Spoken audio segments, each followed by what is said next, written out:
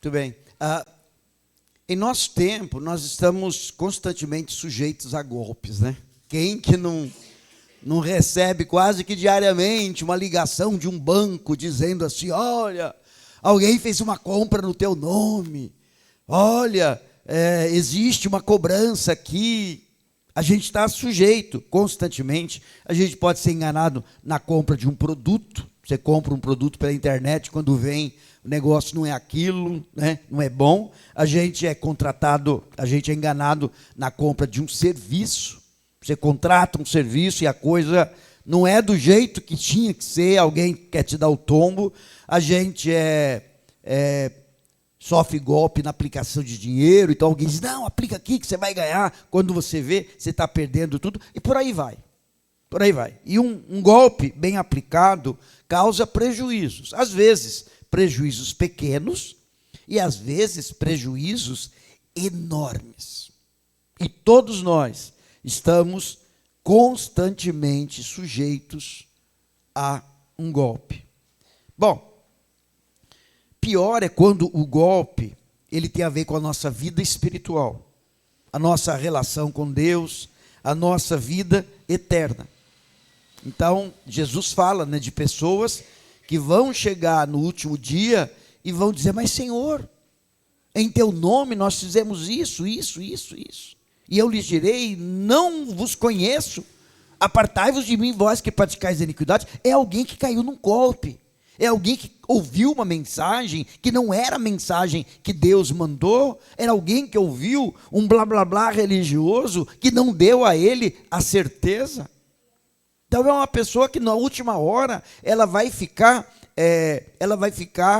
frustrada porque ela teve uma expectativa que não acontece. Exatamente por isso, Deus deixa nas Escrituras o caminho traçado com muita clareza para a nossa salvação, para que não haja enganos. E Paulo fala sobre isso na carta aos Gálatas. Daqui a pouco a gente vai ler Gálatas 1, de 6 a 10.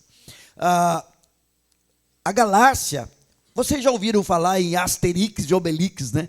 Aqueles gauleses dos desenhos animados, até mesmo de filmes. Eles eram gauleses dentro de uma expectativa mais ampla, que pegava uma parte da França, uma parte da Noruega. Mas, na época do Império Romano, havia uma região central da Turquia que era chamada Gália, certo? A Galícia, na verdade, né? Gália não, a Galícia. E quando Paulo escreve para esses irmãos a carta aos Gálatas. A carta aos Gálatas é a primeira carta que Paulo escreveu. A carta aos Gálatas, ela é mais ou menos 51 a 53 depois de Cristo. Ou seja, a carta de Paulo aos Gálatas é mais ou menos 20 anos após a morte, ressurreição e ascensão de Cristo. 20 anos. Somente 20 anos. Eu moro em Porto Feliz há 27 anos.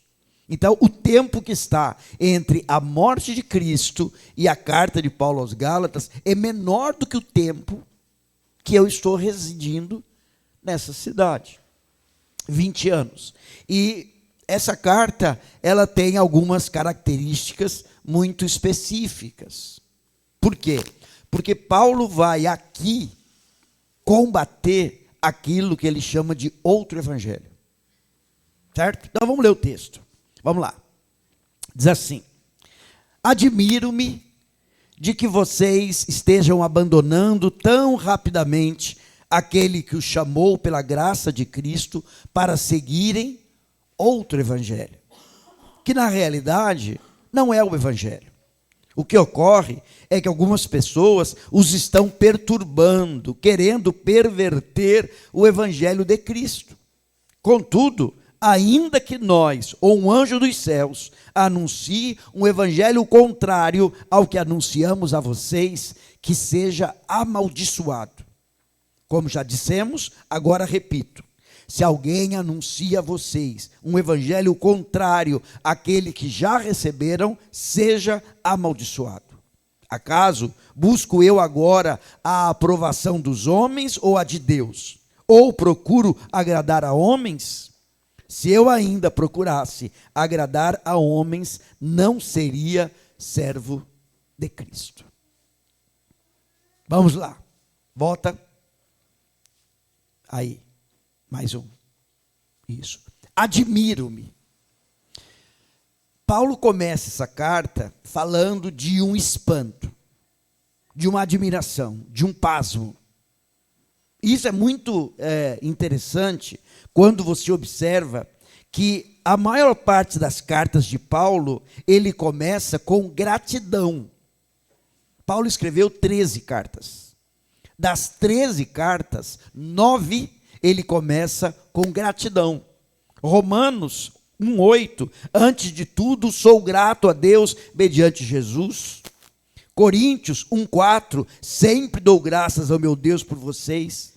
Efésios 1:6, não deixo de dar graça por vocês. Filipenses 1:3, agradeço ao meu Deus toda vez que me lembro de vocês. Colossenses 1:3, sempre agradecemos a Deus, o Pai de nosso Senhor Jesus Cristo, quando oramos por vocês. 1 Tessalonicenses, sempre damos graças a Deus por todos vocês.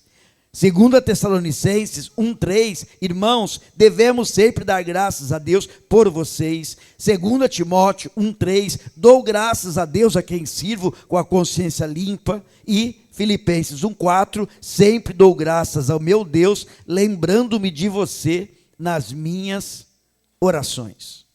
Então Paulo, que começa sempre com uma nota de gratidão, ele começa essa carta com uma nota de espanto, de admiração. Paulo está olhando para os irmãos Gálatas e ele está boquiaberto, ele está com a mão na boca, dizendo, gente, mas como? Como assim? Depois de tudo que vocês ouviram, depois de tudo que vocês aprenderam, vocês estão seguindo esse tipo de ensino? Ele fala assim, admiro-me de que vocês estejam abandonando. E essa palavra, esse verbo aqui, ele diz respeito a uma mudança de posição. A gente dá o nome a isso, com relação à fé, de apostasia. Certo? Se fosse um exército, a gente iria chamar de uma pessoa que abandona o exército, desertor. Estava tentando lembrar, desertor. Então, a ideia dessa palavra abandonar é a ideia de alguém que estava numa posição e ela deserta dessa posição, ela abandona essa posição. E com relação à fé, é alguém que abandona a fé. Isso pode parecer algo muito simples, mas não é tão simples, porque ele fala depois, abandonando o quê? Tão rapidamente aquele que o chamou. Não é abandonando uma doutrina, não é abandonando uma religião, não é abandonando um pensamento, abandonando um ensino, abandonando alguém. Aquele que os chamou. E aquele que o chamou aqui, aquele que o chamou pela graça de Cristo, é a pessoa de Deus.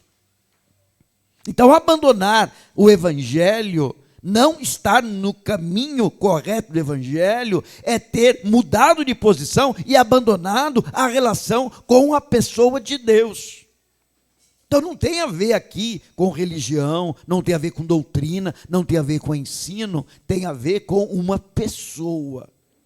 Porque o evangelho é o ponto de conexão entre nós e Deus. Sem o evangelho não há conexão. Como é que eu, um pecador miserável, um pecador destinado à destruição, posso agora estar destinado à glória do Pai, à casa do Pai? É pelo evangelho, é tão somente pelo evangelho. Como é que eu posso ir até a presença de Deus dos meus próprios méritos? Não posso. A minha roupa imunda, suja, não me permite entrar na presença dele. Mas as vestes de Cristo sobre mim, as vestes de Cristo sobre você, te habilitam a entrar na presença do Senhor. Tão somente por aquilo que Cristo fez. Né? Não há nenhum outro nome dado entre os homens pelo qual devamos ser salvos, diz Atos 4,12. E Jesus diz em João 14, que eu sou o caminho, a verdade, a vida, ninguém vem ao Pai a não ser por mim. Mas esses irmãos, eles estavam abandonando, não só estavam abandonando, fala assim, admiro de que vocês estejam abandonando tão rapidamente. E esse tão rapidamente pode ser pensado de 3 maneiras. Rapidamente, desde o momento que eles começaram a ouvir o falso ensino, rapidamente, desde a conversão, ou rapidamente, desde a última visita de Paulo. Os comentaristas concordam que a melhor ideia aqui é, eles tinham uma fé firme, mas a partir do momento que uma mensagem corrompida entrou, rapidamente eles abandonaram aquela fé firme. Ou seja, a fé firme deles não tinha raiz. Não tinha raiz. Quando houve uma contestação, e qual era a contestação aqui? Aqui era o seguinte: os irmãos da Galácia aceitaram Jesus. Depois que eles aceitaram Jesus, vieram pessoas de Jerusalém dizendo para eles assim: olha, você precisa de Jesus, mas você também precisa se circuncidar. Você precisa se sujeitar à lei de Moisés. Se você não se sujeitar à lei de Moisés pela circuncisão, você não tem comunhão com Deus. E toda vez que alguém acrescenta algo à obra de Cristo, a pessoa tira algo de Cristo. Quando diz Cristo não é suficiente, você precisa de Cristo e algo mais, você reduz, esvazia a obra de Cristo. Por isso que ele vai dizer, você corrompe. Uma gasolina, 1 litro de água no meio, corrompe a gasolina.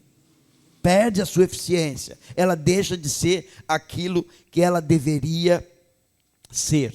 Admiro-me de que vocês estejam abandonando a pessoa de Deus, que o chamou pela graça de Cristo. A graça é o âmbito, é o ambiente aonde essa obra acontece. E quando aquelas pessoas estavam dizendo, você precisa da lei para ser salvo, veja, Paulo não está rejeitando a lei como princípio de vida, princípio de comportamento. Ele não está fazendo isso. Ele está dizendo que a lei não é o meio pelo qual somos salvos. Ele não está dizendo que a lei é dispensável, que a lei não tem valor, que ninguém precisa andar. Tanto é que na carta, Paulo apresenta 3 caminhos. Um caminho que é o chamado legalismo, querer fazer tudo conforme a lei para poder ser aceito por Deus. Um outro caminho contrário, que é chamado de libertinismo. Não, eu já sou salvo. Eu posso ser o que eu nasci para ser, eu posso fazer o que eu tenho vontade de fazer, Deus me ama. Libertinismo, andar pela carne, andar de acordo com o desejo da carne. E Paulo vai condenar isso. E aí ele vai oferecer uma via correta, que é a via da liberdade do Espírito. É a liberdade do Espírito. Então, não há aqui da pessoa de Paulo e no ensino de Paulo uma recusa da lei de Deus. O que há aqui é colocando cada macaco no seu galho, cada coisa no seu lugar. O que é para a nossa conduta é, o que é para a nossa salvação é. E aí ele diz assim, né? Admiro-me de que vocês estejam abandonando tão rapidamente aquele que o chamou pela graça de Cristo para seguirem outro evangelho. Outro. E é interessante, a língua grega tem 2 palavras que são traduzidas por outro. Quer ver? Versículo 7. Que na realidade não é o evangelho. Nessa expressão aí, que eu li agora, no original, tem novamente a palavra outro. Então, não, que na realidade não é outro evangelho. Volta lá. Beleza. Quais são as duas palavras? Uma palavra é héteron. Héteron é quando a gente usa na língua portuguesa, né? Por exemplo, quando você fala assim, fulano é heterossexual. Hétero. Hétero é a relação dele é com outro. Certo? Outro. Agora, tem a palavra alo. Hétero é outro da mesma natureza. Alo é outro de outra natureza. Então, quando Jesus fala que o Espírito, ele vai mandar o Espírito, ele fala assim, eu vou mandar outro Consolador. Não é um Consolador qualquer. É alguém que vem com a mesma natureza minha, e esse Espírito vem. Certo? Então, ele não é outro no sentido de alguma coisa diferente. Seria mais ou menos assim, vai. Você tem um veículo, e o teu veículo é um automóvel. E aí você fala assim, eu quero viajar com outro veículo. Se você usasse no grego héteron, você estaria dizendo, eu tenho um carro, mas eu quero viajar com outro carro. Agora, se você usasse a palavra alo, você diria o seguinte, eu tenho um carro, mas eu quero viajar de avião. Não quero viajar de carro. Ou eu quero viajar de ônibus. Não quero viajar de carro. Então, essas duas palavras, que parecem tão simples, elas são importantes, porque Paulo está denunciando aí que as pessoas estão... desculpa, irmãos, eu fiz uma inversão aqui, tá? Hétero é outra de natureza diferente. E alo é outra da mesma natureza. Eu fiz essa inversão aqui. Então, Paulo está dizendo o seguinte, há um caminho da salvação. Há um caminho. E o que as pessoas estão propondo é outro caminho de outra natureza. Portanto, não é o caminho estabelecido por Deus. É outro evangelho. Fala de Jesus? Fala. Cita a lei mosaica? Cita. Fala de Deus? Fala. Mas é o evangelho? Não. Fala de cruz? Fala. Fala de perdão? Fala. Mas é o evangelho? Não. É outro evangelho. E isso é muito importante para a gente compreender, porque ele está dizendo que os fatos proclamados, Jesus morreu numa cruz, a obra de Jesus traz perdão, os fatos são os mesmos, mas as aplicações na vida é diferente. Eu penso que isso a gente deve guardar na nossa mente, porque quando a gente avalia o evangelho do nosso tempo, você vai numa igreja, você fala assim, aquela igreja é evangélica, eles falam de Jesus. Sim, eles falam do perdão, sim, eles falam de céu, sim, mas quando você começa, por exemplo, estava assistindo um podcast outro dia, ele falava de uma teologia chamada teologia do domínio, né? Então a gente já ouviu falar há pouco tempo atrás da teologia da prosperidade. Eu ando com Jesus, Jesus me salvou, Jesus vai me levar para o céu, e eu já sou, aqui nessa terra eu vou ser rico. O fato é verdadeiro, a aplicação é errada. Teologia do domínio. Não, nós somos de Jesus, nós temos que dominar, nós temos que ter o Estado na nossa mão, nós temos que colocar os governantes de acordo com a nossa vontade. Teologia do domínio. A verdade de que Cristo é o nosso Salvador, a verdade de que Ele é o Rei das nações, é verdade, não se aplica da maneira como se quer aplicar. Então essa é a questão que Paulo está colocando aqui. Agora, outra coisa importante, pode ir para o 7 agora, que na realidade não é o Evangelho. O que Paulo está dizendo é o seguinte, eu não tenho uma interpretação minha do Evangelho. E eu não estou discutindo aqui a minha interpretação com a interpretação do outro. Não, existe o Evangelho. E ele é tão incisivo nisso, que ele diz assim, se eu pregar, ou um anjo do céu pregar outro evangelho, que seja amaldiçoado. Porque a questão não sou eu, a questão não é o meu evangelho, a questão não é a minha preferência, a questão não é o que eu acho, que eu deixo de achar. A questão é a verdade do evangelho. Na realidade, não é o evangelho. O que ocorre é que algumas pessoas os estão perturbando. E essa palavra, ela traz a ideia tanto de uma agitação emocional, que você estava assim bem, de repente fica perturbado, mas ela traz a ideia de uma atividade subversiva, de uma confusão criada. E a própria palavra atividade subversiva, ela já significa que não é algo às claras.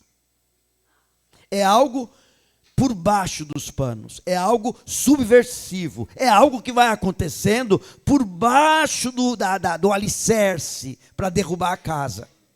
Essa é a ideia do perturbando. Paulo fala, inclusive em Gálatas 5:10, Paulo fala assim, eu quero que aqueles que vos perturba, que aqueles não, ele usa no singular, aquele que vos perturba, seja amaldiçoado. Então, Paulo entendia que a degeneração do evangelho era uma ação do maligno, com o objetivo claro de minar a obra que Deus estava fazendo. E era subversivo, ou seja, se você olha por fora, é tudo amigo. Tudo amigo. É tudo irmão.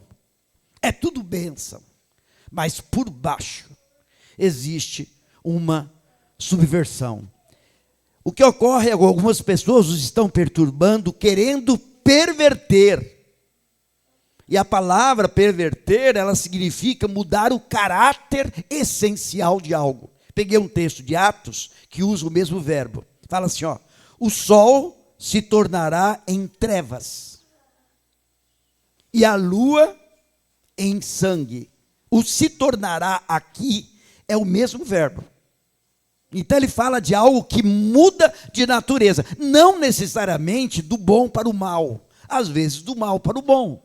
Mas muda a realidade, sabe? Da água para o vinho, ou do vinho para a água, mas há uma mudança de natureza, há uma mudança de caráter. O que ele fala é que aquela ação daquelas pessoas estava mudando o caráter do evangelho, degenerando o evangelho. E ele diz, querendo perverter o evangelho que não é meu, o evangelho que não é teu, o evangelho que não é da igreja batista, o evangelho que não é da igreja evangélica, o evangelho que é de... O evangelho é de... O que o texto diz? De... Quero ouvir. De o quê? Cristo.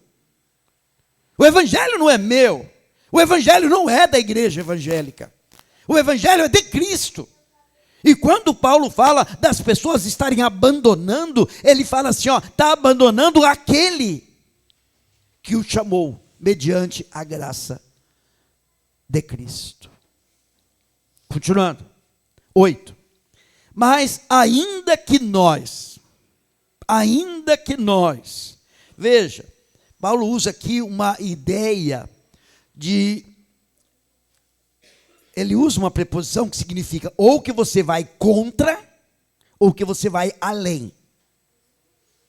E parece que ele prefere a ideia de que você vai contra.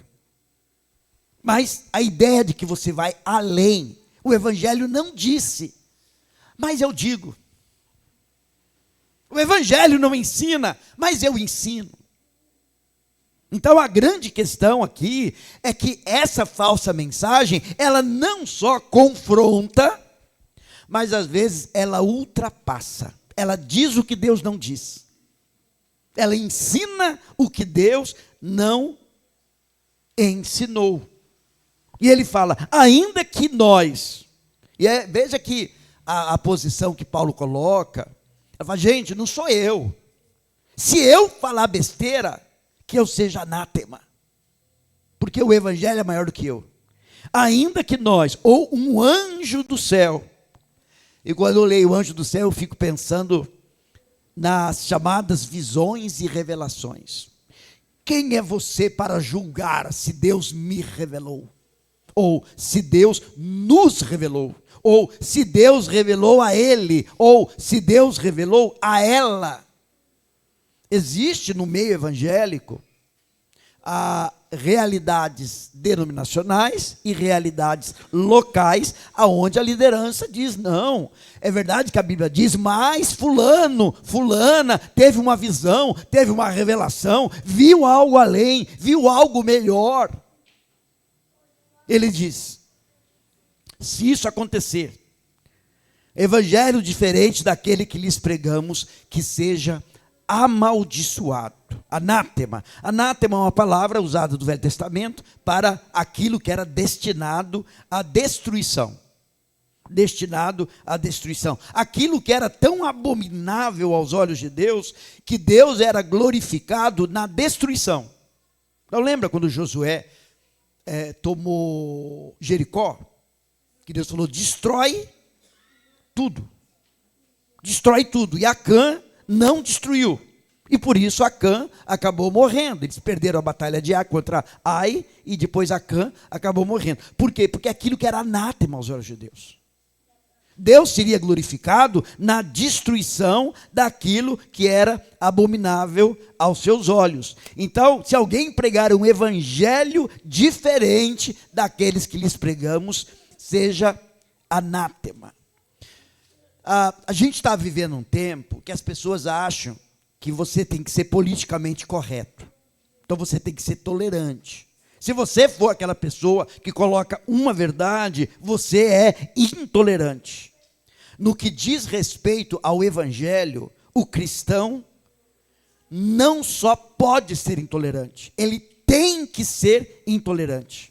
Se o evangelho fosse uma questão de alternativas, então seria intolerância. Você dizer assim: não, a minha alternativa é certa, a tua é errada. Mas o evangelho não é uma questão de intolerância. Paulo, ele era intolerante, não no sentido errado, porque não era uma questão da alternativa de Paulo, era uma questão do único caminho. Jesus não diz: eu sou um caminho, eu sou uma verdade, eu sou uma vida. Ele usa artigo definido. Eu sou o caminho, eu sou a verdade, eu sou a vida. E lá em Atos 4,12 diz: debaixo do céu nenhum outro nome há dado entre os homens pelo qual devamos ser salvos. Então não é uma questão de alternativa. Por isso a igreja de Cristo precisa ser intolerante. Isso aqui é contra o evangelho, e isso aqui nós não concordamos. Versículo: como já dissemos, agora repito: se alguém lhes anuncia um evangelho diferente daquele que já receberam, que seja amaldiçoado. Paulo fala 2 vezes a mesma coisa. Do perigo do evangelho diferente e da maldição que deve vir sobre esta pessoa que proclama o evangelho diferente. Versículo 10. Acaso busco eu agora a aprovação dos homens, ou a de Deus? Ou estou tentando agradar os homens? Se eu ainda estivesse procurando agradar a homens, não seria servo de Cristo.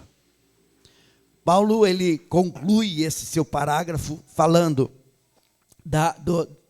do risco que nós corremos de fazer um evangelho que seja agradável à galera, agradável à plateia, né? E como diz Brodman, que é um comentarista, contemporização não faz parte do equipamento de um servo de Cristo. O servo de Cristo não contemporiza, não pega a coisa de Deus e ajusta ao tempo. Não é o tempo que se ajusta ao evangelho. Não é não é o evangelho que se ajusta ao tempo. Não é a cultura, o evangelho que se ajusta à cultura. Não é o evangelho que se ajusta à sociedade. Não é o evangelho que se ajusta à ciência. Não é o evangelho que se ajusta à filosofia. Não é o evangelho que se ajusta à educação. É tudo isso que se ajusta ao evangelho. Se ajusta ao evangelho. Bom, veja, o que Paulo coloca para a gente? Paulo coloca para a gente um evangelho, o risco de um evangelho que é moldado pela cultura. Porque para aqueles irmãos, Toda a religiosidade judaica fazia parte de uma cultura. Era a cultura judaica. E eles estavam sendo ensinados a ajustar o evangelho à sua cultura. Verdade, nós não temos uma cultura judaica, mas nós temos uma cultura ocidental, uma cultura pós-moderna, uma cultura brasileira, e nós temos uma cultura que nos pressiona. Mas dizer isso aqui não se ajusta à cultura. Então, o perigo de um evangelho ajustado à cultura. O perigo do evangelho contemporizado. A segunda denúncia que o apóstolo Paulo faz é de um evangelho modelado por visões e revelações. Aonde na história de não julgue para não ser julgado, a gente acaba querendo ou sendo pressionado a engolir experiências que alguém diz que teve, mas que não são embasadas nas Escrituras. Não faz parte do cerne do evangelho. Então, é o evangelho baseado em visões e revelações. E é muito legal. É muito legal você ouvir da pessoa, da experiência que ela teve, e aquela coisa nova, diferente. É muito legal. Mas é perigoso. E Paulo fala também do evangelho, e eu acho que isso é o nosso grande problema, do evangelho que é moldado pelo gosto popular. Quando ele diz aí, né? Eu não procuro agradar aos homens, porque se eu estivesse agradando os homens, eu não seria servo de Cristo. Então, um evangelho que vai ganhando um formato, uma imagem, uma figura, o evangelho que vai ganhando pontos que vão tornando palatável. Sabe? Você pega o xarope e para o bebê tomar o xarope, você coloca xarope com gosto de morango, xarope com gosto de mel, você vai dando um gostinho para se tornar palatável. Errado fazer isso com xarope? Não. Não é errado fazer isso com xarope, mas fazer isso com o evangelho é errado. Quando você procura dar ao evangelho uma característica de que ele se adapte bem à cultura, que ele se adapte bem às experiências particulares, e que ele se adapte bem ao gosto da galera, ao gosto da clientela, ao gosto da população. Esse é um grande problema. Para nos proteger disso, o que Deus fez? Deus delineou de maneira clara o caminho do evangelho. Nesta carta de Gálatas, por exemplo, Paulo faz uma apresentação cronológica da ação de Deus. Em que sentido? Paulo fala assim, a promessa foi dada a Abraão. Abraão veio antes de Moisés, de modo que a lei não invalida a promessa. Ele pega cronologicamente e coloca as coisas. Ele diz, pessoal, vocês que estão reclamando pelo cumprimento da lei, vocês não estão percebendo que antes da lei veio a promessa, e que a lei não invalida a promessa. É uma apresentação cronológica. Também, nesta carta, o apóstolo Paulo vai falar, vai aplicar à vida da igreja o nascimento de Ismael e o nascimento de Isaque. Dizendo, Ismael nasceu na força do corpo humano, na força da carne. Isaque nasceu na força da promessa. E assim como aconteceu naquele tempo, acontece hoje. Os que nasceram segundo a carne, perseguem os que nasceram segundo a promessa. Paulo está dizendo para nós, que existe aquele seguidor de Jesus que nasceu pela carne. Ele só é religioso, ele só ajustou a sua vida a uma religião cristã. Mas a pessoa que vai para o céu é aquela que se fez nova criatura. E ela não se fez, ela foi feita nova criatura. Se alguém está em Cristo, nova criatura é, as coisas velhas já passaram, eis que tudo se fez novo. Então, Deus, ele é detalhista na apresentação da ação de Deus para nos proteger do erro genérico. Do erro genérico. Exatamente por isso, eu fiquei muito animado. Põe o próximo, querido. Fiquei muito animado quando o Rui e a Giane propuseram nós fazermos do Éden ao Calvário. Eu já fiz essa ministração na nossa igreja há mais de 20 anos atrás, na escola dominical, mais de 20 anos atrás.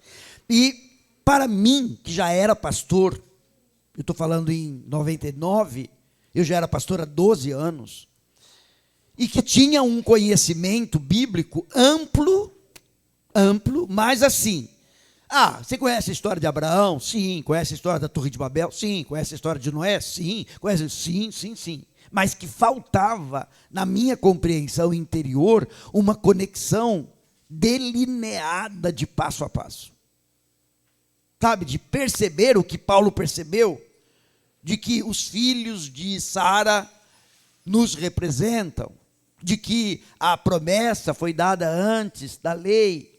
E quando esse curso foi proposto, é exatamente para que você seja uma pessoa que tenha uma solidez no Evangelho, para que você não seja enganado por qualquer evangelho, porque se outro evangelho for apresentado, para você seja anátema. Não, mas fala de Jesus, sim, mas é não.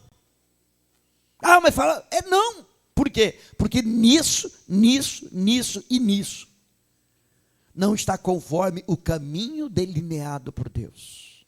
A Bíblia foi escrita do Gênesis ao Apocalipse para revelar o plano de salvação. A Bíblia não foi escrita para ser um livro de histórias religiosas, histórias inspiradoras, não é para isso que a Bíblia foi escrita.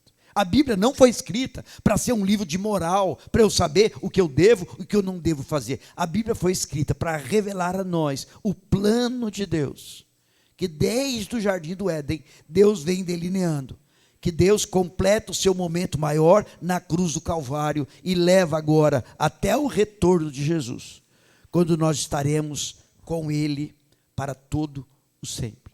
Então a ideia dessa ministração é para que nós que vivemos, veja, quando eu comecei a me entender por gente, quando eu fui batizado, em 1970, o Brasil tinha 5,2% de evangélicos. 5,2%.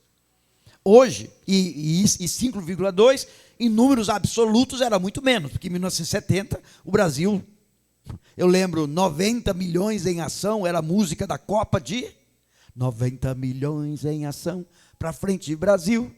Que ano que era? Que Copa era essa aí? 82? 82. Então veja, em 1970, o Brasil devia ter o quê? 70 milhões. Hoje o Brasil é 220 milhões. Então, 5,2% de 70 milhões, 7 milhões, 3 milhões e meio. Hoje, num Brasil de 220 milhões, nós somos 26,9%. Quase 27% de 200 milhões. É um número absurdo de gente. E que a gente diria, nossa, que maravilha.